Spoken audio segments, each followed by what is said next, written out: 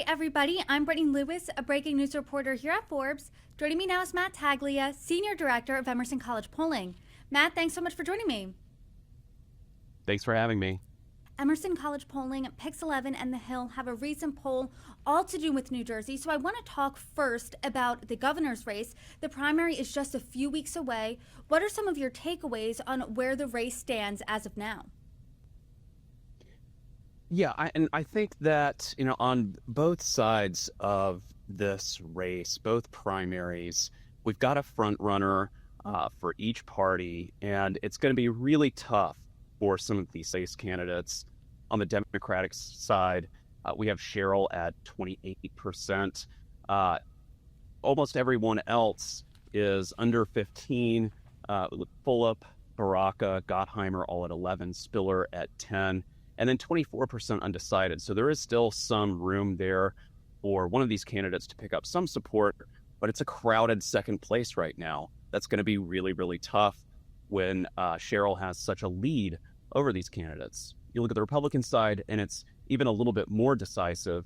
We have Chitterelli at 44%, Spady at 18%, and then all others are under 10% with 23% undecided. So the Republican side especially, that seems to be almost a foregone conclusion at this point. So when you're looking at Cheryl, when you're looking at Chitterelli, do you think it's their race to lose come the primary on June 10th? I think so. On the Democratic side, without one of these candidates dropping out and endorsing their second place candidates, I see Cheryl running away with this. It's just going to be tough otherwise when you have these candidates bunched up together, hovering right around 10%. She's also winning with older voters. That's going to be really important in the New Jersey primaries, where typically the electorate leans older. It's an off-election year. That's sort of what we expect. But she's also doing well with younger voters. She's winning them currently. So again, I think without one of these candidates dropping, endorsing another, it is very much Cheryl's to lose at this point. On the Republican side, as you said, Chitterelli is at 44%. He has a massive lead over Spadia and any of the other candidates with 23% undecided. Even if another candidate, those undecided voters, they still wouldn't catch up to Chitterelli. So I think the Republican side, again, bit of a foregone conclusion. It looks like Chitterelli is going to run away with this. And when you're looking at the Democrat field, you're saying it's a crowded second place and undecided because you took this poll in January. From January to May in the Democratic primary fell from 56% to 24%. As we sit here now, just a few weeks away from this primary, is that a lot of people who are undecided in the Democratic primary? Is that a typical number? What do you make of that? Yeah, I think that's a fairly typical number. We've seen some folks start to clearly pay attention to the race. I'm sure that they've seen the ads on TV, radio, digital. That's all had an effect, and they've seen press coverage of it as well.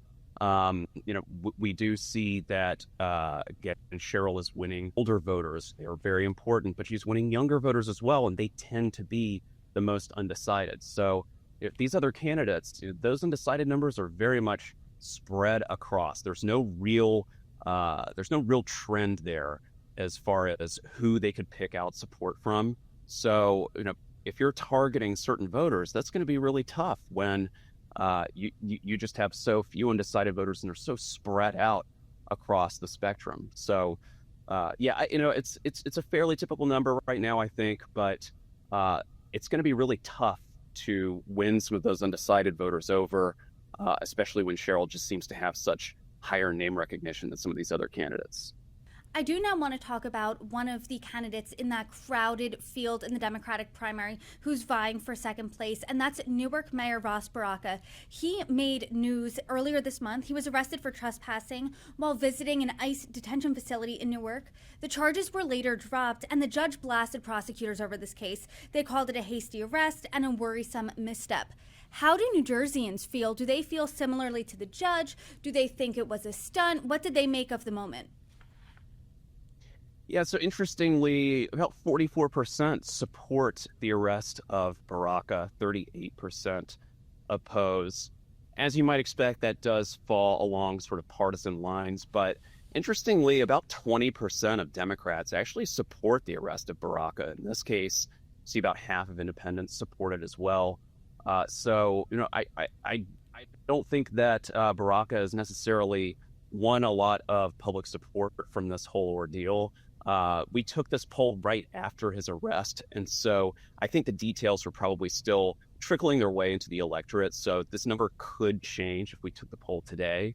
But as it stands, it looks like most folks agree with the arrest, and we certainly haven't yet seen any sort of boost for Baraka in the polls as a result.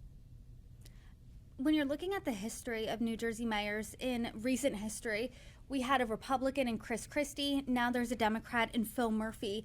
I'm curious if we could look at the approval ratings of the standard bearer of the Republican Party, Trump, as well as Governor Phil Murphy. Now, what are their approval ratings in New Jersey?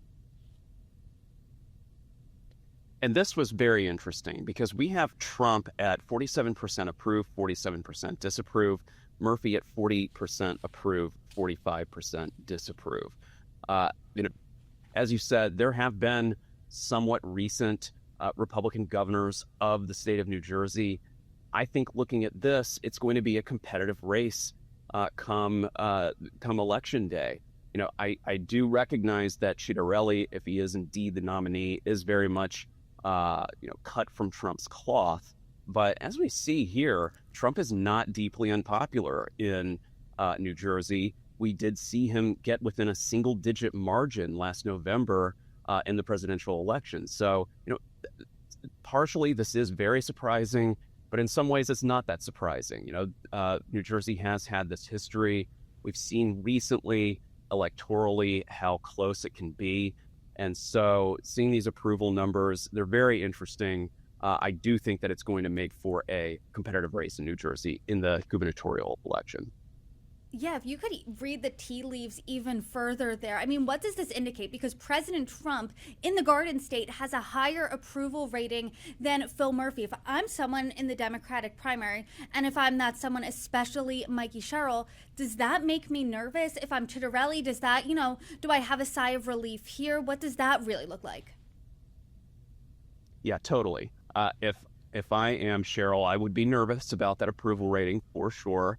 I would probably seek to maybe distance myself a little bit from Murphy, show how I'm different, how you might govern in a way that isn't necessarily typical of a Democratic governor.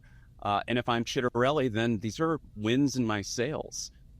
Seeing that number, seeing it even, you can't necessarily expect Trump to have a positive approval rating right now in a state like New Jersey, but seeing it even, that really does have to boost the Ciattarelli campaign, and I'm sure that they feel very good about that. And as you and I have been looking at the past governors there, I mean, it's obvious that New Jersey voters don't reliably vote for one party or the other when it comes to their governor. So it could boil down to the issues. So what are some of those top issues facing voters in the Garden State? Yeah, you're right. And this is where it could be make or break. So the economy, 45%, persistently the top issue, both in New Jersey and across the country over the past couple of years or so. But we don't really see that number coming down. We do see a lot of news coming from the administration on the economy and tariffs.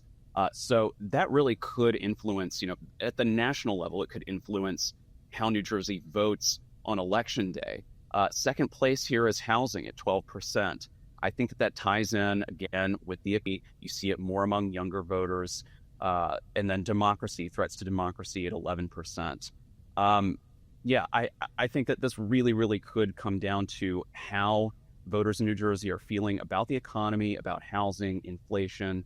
All of that is really going to influence how they vote on election day. And if President Trump has managed to improve the economy, if folks feel like the economy is better, inflation is coming down, then I think that's really going to help Ciattarelli and Republicans generally come election day. I want to now turn to issues specifically unique to New Jersey. And Newark Airport has been under fire recently over delays, over radar outages. An air traffic controller was even quoted saying it's not safe, essentially, to fly out of Newark. Do people feel safe traveling in and out of this airport? How do the people of New Jersey feel about it? Yeah, so we asked how closely folks were following the issues at Newark Airport, and a majority are following it at least somewhat closely. It's most resonant with voters who are over the age of 50, but everyone is really following the incidents at Newark with air traffic control. About a third blame the Trump administration for the issues. Another third blame the FAA. We see Republicans actually blame the Biden administration and or the FAA more so than others. And a majority would feel either somewhat or very unsafe flying out of Newark today. That was a startling statistic that we saw. And I think politically, it is a tough one for the Trump administration, even if Republicans aren't necessarily blaming you. Folks are blaming the FAA, and ultimately that's going to come back to Trump. So, I think everyone's best interest, they figure this out, they work through this quickly, because right now folks don't feel safe. And that doesn't really bode well for summer travel. And right now, you and I are sitting before the first long weekend of the summer, huge travel weekend. I mean, that's not good news for Newark Airport. I do now want to turn to a different mode of transportation, and that's NJ Transit. Last week, the Union for NJ Transit's engineers walked off the job over pay disputes, and that meant that the country's third largest rail service came to a grinding halt. This had the potential to impact over 350,000 commuters. After a couple of days, they did come to an agreement, but how do voters overall feel about this rail system in New Jersey? And, a majority say that New Jersey Transit has stayed the same over the past year. Republicans were really the only ones who said that it's worsened over the past year. So, I can't say that it's necessarily terrible news for New Jersey Transit. We did conduct this poll prior to the strike, so I think that probably would have influenced these top line numbers. But when you look at the issues as well, infrastructure ranks pretty low as far as New Jersey voters' concerns. So, I do think that, again, if we took the poll today, we would probably get a little bit different results here. But overall, I think, it's not great marks for New Jersey Transit, but it certainly could be worse. And again, it probably would be worse if we were taking this today. And I'm someone who takes NJ Transit a lot, and it could be worse. Honestly, sounds like a good tagline there for my experiences personally on the train. But not great, but could be worse. Matt Taglia, we will end it there. Thank you so much. You're welcome back. And I hope you will come back and we can break down many more polls in the future. Absolutely, Brittany. Thanks so much.